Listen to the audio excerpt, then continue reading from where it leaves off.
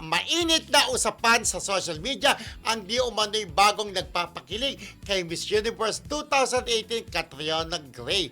Naispatan kasi si Catriona sa publiko kasama ang mysterious gay niya. Kaya kahit hindi pa malinaw ang tunay na relasyon ng dalawa ay binalot na agad ito ng intriga.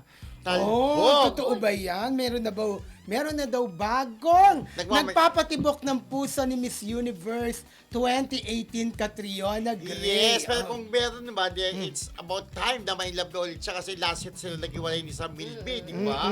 So dapat itong bagong taon, bagong boyfriend sa isang kagandaang tulad ni Catriona, yun ay kung totoo. Ang pangalan daw ng guy is Douglas Charles.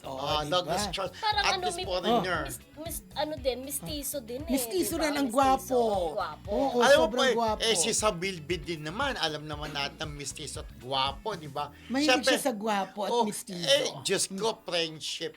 Ang ganda-ganda ni Catriona, Miss Universe. Siyempre, ang dapat, kumbaga, nililabel yan. Dapat mahiya yung mga hindi kagwapuan o hindi kayaman manliligaw sa kanya. Siyempre, ganda, alam mo naman ang mga tawa, pangusga, sasabihin, ay, ba't bumagsak dyan si Catriona kung ang boyfriend niya, halimbawa, hindi naman kagwapuan, hindi kayamanan, di ba? Naispatan sila somewhere dyan sa may, di ba, Makati. Yes. Dating. Sa diba?